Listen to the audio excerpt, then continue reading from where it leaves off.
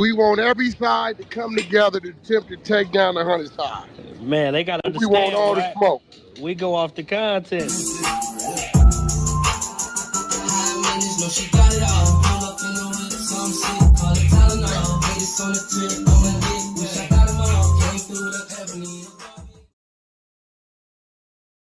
Three, two, one. Hey there, welcome back to the channel where we keep it real. No capping. I'm your host, bringing you nothing but straight fire and authenticity. Today, we're diving into 12 rooms that I got to promote.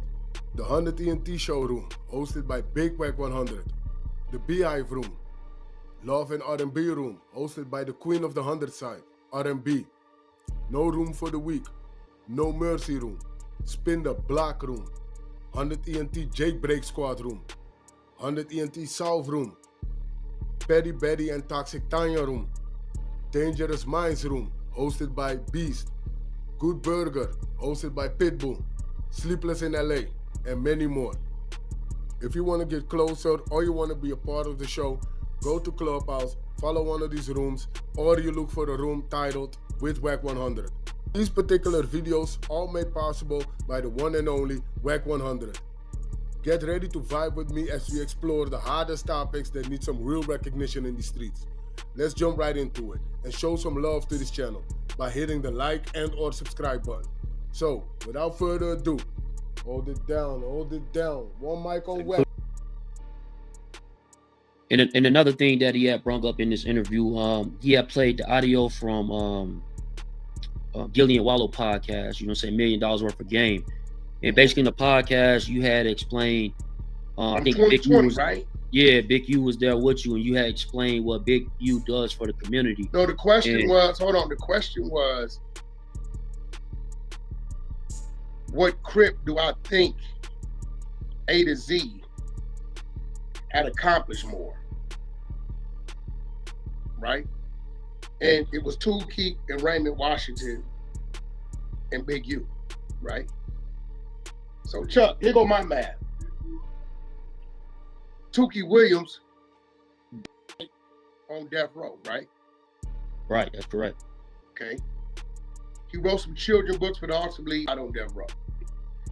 I believe he went to jail for killing some Asian people, shermed up, went in there, robbed a store, liquor store, some Asian people, went to death row. Turned his life around, but death row, never got out. Raymond Washington, I don't know what happened with him. I can't tell you. But I know there's no businesses. There was nothing after the fact that he was one of the founders of Crippin', right? Now this 2020, and Chuck, you got the timeline to when I found out the things I end up finding out. Right, with the development options. Okay, now development options, I always knew about. Development Options was a 501(c) nonprofit organization, right? It had Crenshaw coats. It did programs at the continuation school, graffiti removal, back to school backpack stuff giveaways, and I believe they used to do like toy drives, turkey drives, right, for the community. So I kept it real. I don't do those type of things, right? So for me to see Big U walk off 13, 14, come home, set up a nonprofit, and do these things in his community, and the Pop Warner football was the best thing. I still think it is today, because he never made a dime on Pop Warner football. That stressed him out every year. You know what he charged them kids, Chuck? $100. For them to participate in the football camp? $100 to play the whole year of football.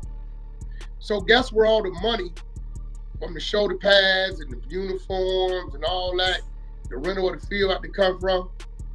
Big U had to go hustling. Right. So this is where you hear when I would write checks to the Crenshaw Colts for the shoulder pads, you know what I'm saying? Or the helmets, right? So we all would chip in, all the industry dudes, ball players. You know, I call niggas like, yo, bro, game would post on his Instagram for the sign-ups to get the kids there. So the beautiful part that I did see was this. Although practice was at Crenshaw High, or the other little junior high school, I forget the name of it. And the owner of it was from Rolling 60s. And the majority of the coaches were from Rolling 60s. It would be kids from all the surrounding so-called enemy neighborhoods coming to join the team, right? So what I saw him doing was bringing the kids together early before they became enemies because they was from these different sets. So everything I said right there, I meant. I don't take none of that back. But I never knew about a GRYD or none of that. I just knew developing options as a 501(c)(3). And I associate and identify 501(c)(3) with what I know churches to operate under. And my baby mama years ago when she was gonna start some type of group home or something, I remember she had to go take some classes to create that for herself. But Chuck, what was that, 2022 maybe? Yeah, I think it had to been like it'd be the end of 2021 or 2022, the beginning. 2022, I get attacked by a dude named Starwood, right? Because of how close me and Big U was, and at this time I wasn't dealing with Big U, the other thing that happened, he's assuming that I'm part of the GRYD making the money with Big U. So he does a clip, put my face on it, put my name on it, alongside Big U, talking about we working with the police and all that here. And it was so in depth, I think I called you. I'm like, Chuck, you know this dude? And you put me in tune with it. Right. Yep, that's how that went. And I was telling you, like, before I even reached out to him, I'm like, well, you know, this dude don't like you. And he said that you involved with Big U and y'all basically in the same boat. And he was like, no, reach out to him for me. Let me talk to him. And that's when he pretty much was like, he don't want to talk to you. But then I sent you that paperwork. Like, you know, well, this is what he's promoting on YouTube. I think you went through it, and within 24 to 48 hours or something, yeah, you had something to say about it. Yeah, because what got my attention was the BlackBerry. All those years, because Big U was not a computer savvy type dude. You understand what I'm saying? That ain't what he does. So I was asking him, why you got a BlackBerry? You know, he had a regular phone, an Android, an iPhone, whatever it was. So why you got a BlackBerry? And he would always give me an excuse, oh man, this is a backup phone, whatever. I never really heard the phone ring. So when I'm reading the paperwork, that the link he had, I see it says, issue from 77th Street Crash Division, BlackBerry cell phone to correspond with law enforcement. I couldn't eat for a week. Now I'm nervous. So I don't know how I got dude to get online with me.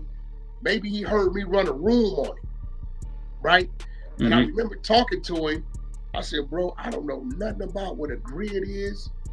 Nothing. I see you broke it down. I'm not questioning it. But what's up with the paperwork? Paperwork come to me, the raw paperwork that he was breaking down. So I'm reading, I'm going through it like 100-something pages. I couldn't believe what I was seeing, because now I'm like, dude is a double agent. It's really the police. It's really, he had never all them years Chuck mentioned GRYD, 77th Street Division, none of that. I used to ask him, you know, was he paying for the graffiti, all this? He said, nah, the city or whatever donates it. So that was my way of saying, well, he got some ties to the city, some ties right. to city funding, like the mayor or something, right? Yeah, whatever that was, right? But I think Starwood went and checked McCormick. He said McCormick got one too. So when he went and checked McCormick, he said, nah, Wack, you ain't on that, ain't never been on it. I said, bro, I don't know what you're talking about. Educate me on what this is, bro. I said, look, bro, you been to the pen? He's like, yeah, Wack, I've been to the joint. I said, bro, this shit got me nervous, homie. We ran together for many years, so you telling me he go back to 2011 doing this type of thing, I'm starting to think about things, right? So I think Star Wars Phenom was sincere, and from there we started building. That's how I started to understand what the hell the GRYD was, and that dude is really working with the police. So I don't take nothing back that I said in 2020. Matter of fact, even today, the things he does with the youth, the football, if he's still doing graffiti removal, all that, I still don't have nothing bad to say about that. It's just that you rolling 60 and you politicking over here on this side, but then you communicating with the police on the other side, and you doing things that I know you got indictments, you ain't went to jail, you got this going on, that going on, and it's like, you an agent. There's no gang member that I know to where it's okay to have a contract with the LAPD and get paid when it says you got to deliver gang information, gang activity, guns, gang hotspots, and in order to keep this contract, it's an annual performance, and you have to perform or we pull the contract, which means you have to provide these things.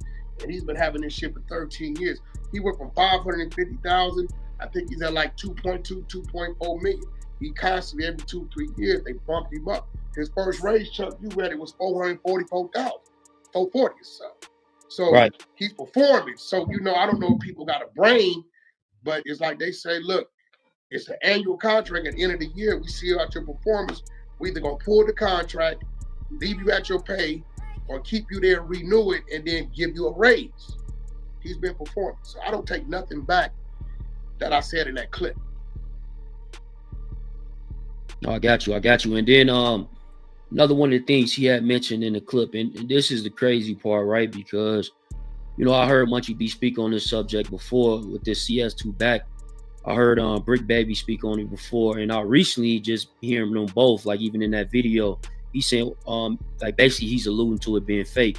Brick Baby, about a week ago or 2 weeks ago, he was on No Jumper. He alluded to it being fake, and with that whole situation in CS2 back, I remember you sending me text messages from Mark Stevens, and then I'm listening to this audio of Mark Stevens, and Mark Stevens is saying that when he showed Big U this paperwork would have been in 2017. Big U stopped with you, but just like the interview you mentioned, and it's from 2020. Also, you told me a bunch of text messages from Mark Stevens, like basically saying like Happy Father's Day, Merry Christmas, how's the family? Hey, pictures my daughter of his just kids. graduated. My daughter son just graduated. Sending me their pictures. That's like 2019, 2022, 2021. So right. I do know. I threatened Mark one day. He was playing with me on something, and I told him. And I think Stutterbox kind of vouched for this because he was on the phone. And I think this could fall out of him and Stutterbox, because Stutterbox was kind of his protection. And I told Mark, nigga, I'll beat you, I'll break your jaw a little, I'll f you up. And he like, Box, you gonna let him get at me like that? And Box said, y'all two grown men, handle it. And I think since then, he has some distaste for me. But even after that, I've seen Mark in Atlanta. I've seen Mark in New York. What I always talk about, I put Kendrick Lamar and J-Rock on stage. That was something Shaq was doing for Mark Stevens' neighborhood in Long Island. You know what I'm saying? Bum B, everybody was there, Jim Jones. So, seeing Mark that day, I would go to Atlanta. Mark would give me the keys. Shaq would green light it to the penthouse over there in Buckhead. The condo was like condo number 307. Mark would call me, check in with me. Went to his crib. The crib he had built. Went to the crib of his little side chick he had over there. Pulled up on him in my diesel one time coming across country. So I believe, they both Muslims. I don't know, maybe Big U got to him. It didn't make sense because he did say in the audio, he said in the audio that I heard with Mark Stevens, the audio that they be playing, he said that once he heard you was going against Big U, he had to come out and say something. So it definitely got something to do with Big U. Yeah, it got to do something to do with that because in 2017 online, Mark, from there to 2021, late 2022, you texted me pictures of your kids and their graduation and you wishing me, checking in with the family. And I seen you once or twice. You called me to try to get Ray J. He had like a stripper reality show he was trying to do down there in Atlanta. I know Shaq had bagged up off of him. stuff like that. And again, Big, you see, that's my studio, McGilly and Wallow. You know that, right, Chuck? That's in my studio. Yeah, I remember you told me that, and as well as the was the Checking In podcast. Yeah, his first episode was in the back of my studio. Yeah. OT Genesis. We did him one segment, they game a segment, they called me, he might have added me out. Like that. The True Car went in there, but yeah, so none of it, you know, nothing they say makes sense. Because they whole thing was, yeah, love, this shit finna go crazy. This shit finna go crazy.